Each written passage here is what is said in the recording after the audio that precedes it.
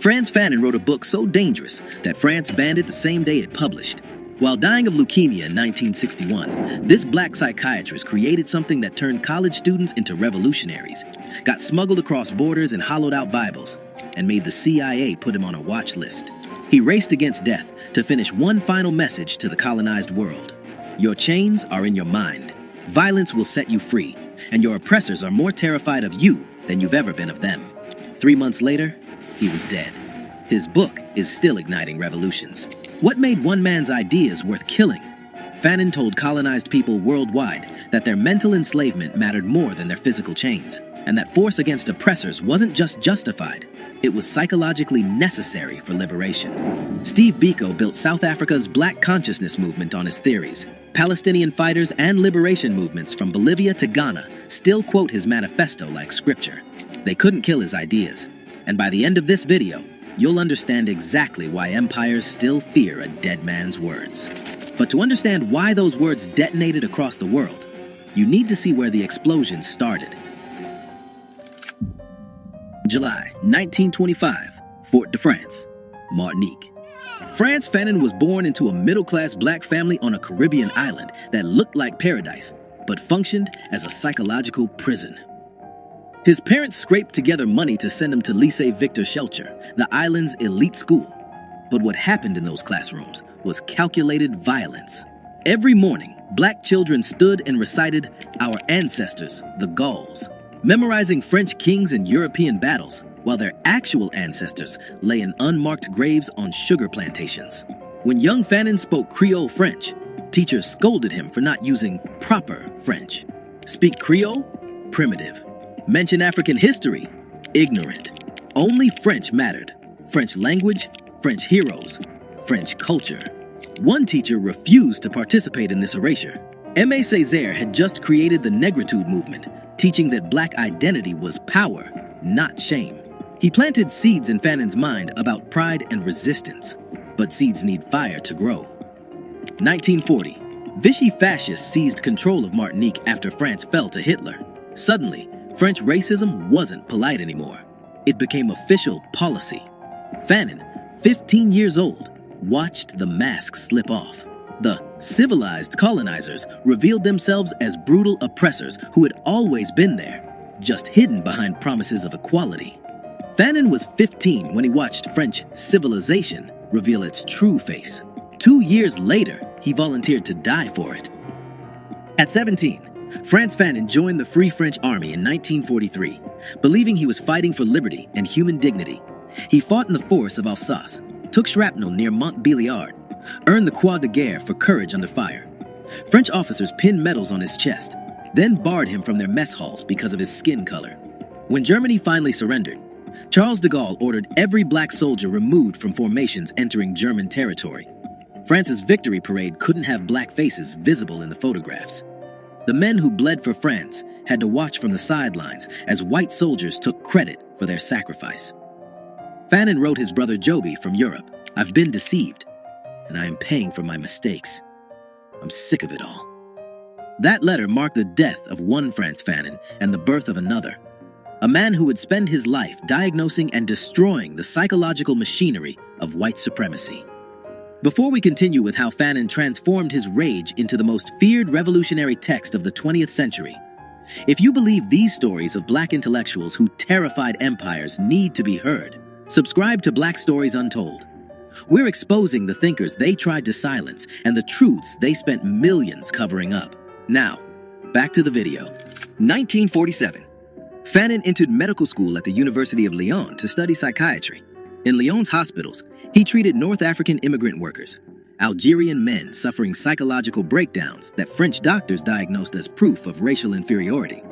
Colonial psychiatrist Antoine Perrault published papers claiming Algerians had underdeveloped frontal lobes and were mentally primitive, medical degrees used to justify oppression.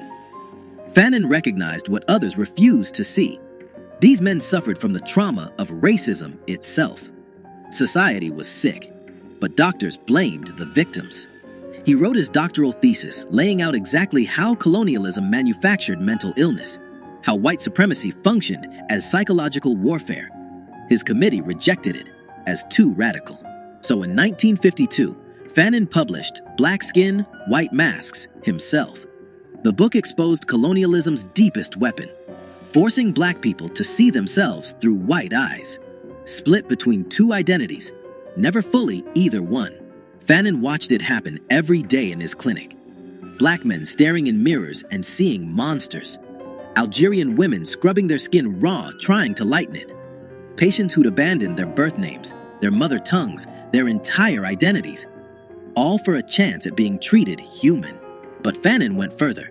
He argued that liberation required recognizing this psychological split and refusing to perform for white approval anymore.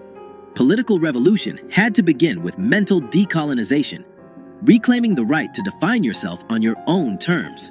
In Caribbean villages, people passed copies hidden in Bible covers. In African townships, students gathered in secret to read passages aloud. Why? Because Fanon said what no one else dared. The hate you feel when you look in the mirror, that's not yours. It was planted there. You're not sick. The system is sick. And you don't need anyone's permission to be free. That book exposed colonialism's playbook. But Fanon wasn't satisfied just writing about the disease. In 1953, he walked straight into its heart. November 1953. Frantz Fanon arrived in Algeria as head psychiatrist at Blida Joinville Psychiatric Hospital. The moment he stepped off the boat, he entered a nightmare. French colonists lived in stone houses with electricity and running water. Algerians lived in what Fanon described as a town on its knees, wallowing in mire. No lights, no infrastructure, systematic starvation. At Blida Joinville, Fanon revolutionized psychiatric treatment. He created cafe meetings where Algerian patients discussed their lives in Arabic instead of French. He established workshops for basket weaving and pottery, organized Muslim and Christian religious celebrations, started a patient-run newspaper. He was reconnecting people to their culture instead of forcing them to assimilate into French normalcy. But his patient roster revealed the true horror. French soldiers who brutalized Algerians during interrogations came to him with nightmares and psychological breakdowns. Algerian victims arrived unable to speak, unable to stop screaming. One French policeman sought treatment because torture had made him violent at home. He was battering his wife and children. The man didn't want to stop brutalizing Algerians. He wanted relief from the psychological cost so he could continue with a clear conscience. Fanon stared at an impossible truth. You cannot heal individuals in a society built on violence. November 1954.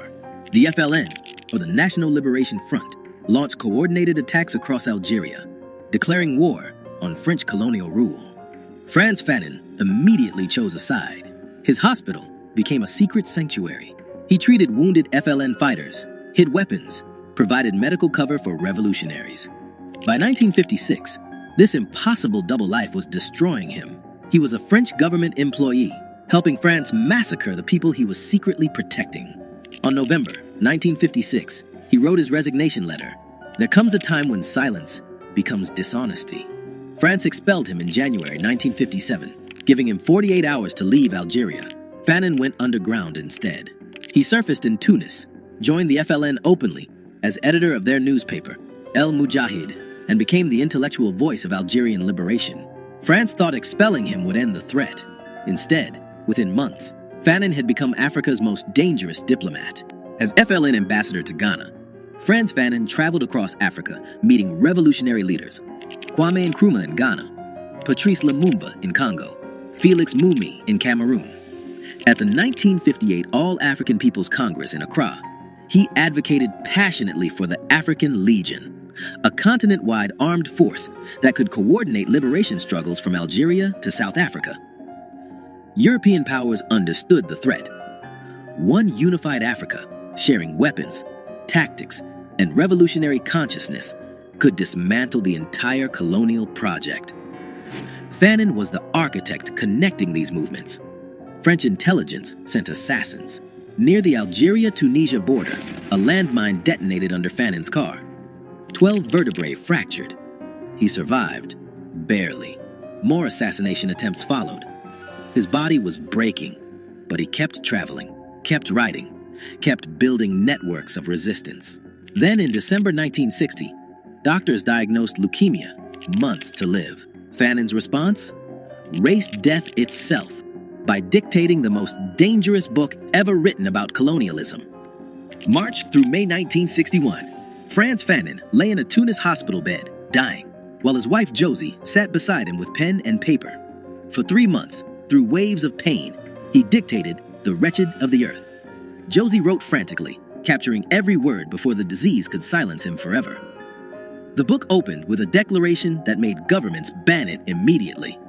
Decolonization is always a violent phenomenon. Fanon explained that colonialism was born through force and maintained through force. Therefore, only force could destroy it. The colonizer spoke only one language: force. His most controversial argument came next. Violence had therapeutic value for the colonized. Fighting back didn't just win political freedom, it restored psychological humanity. Violence is a cleansing force that frees the native from his inferiority complex and restores his self-respect. The oppressed needed to fight not for revenge, but for rebirth. Jean-Paul Sartre wrote a preface that turned controversial into explosive.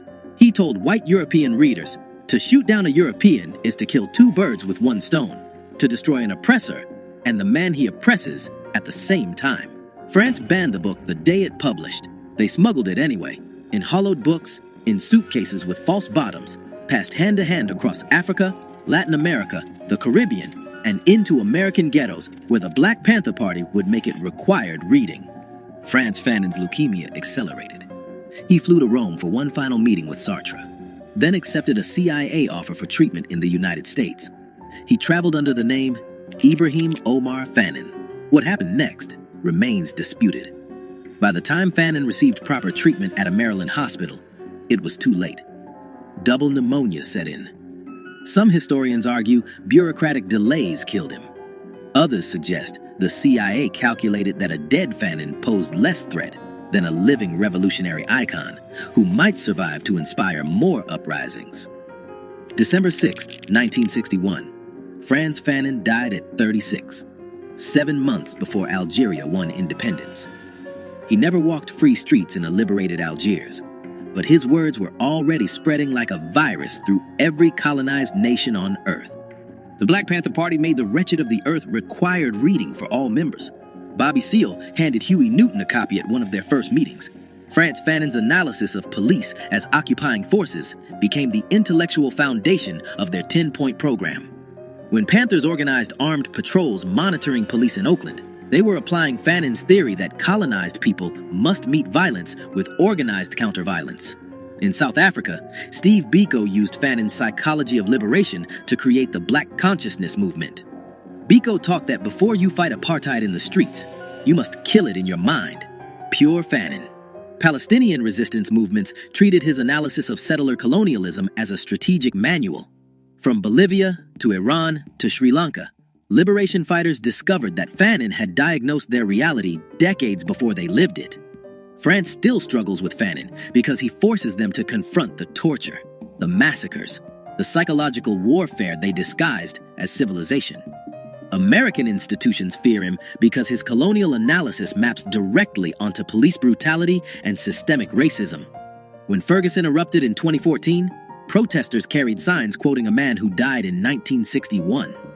Critics argue universities sanitize Fanon, teach him as historical curiosity instead of living critique, strip away the call to arms that made him dangerous.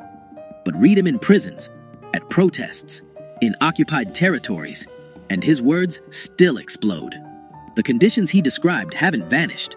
They've just rebranded. Frantz Fanon never commanded troops or held office.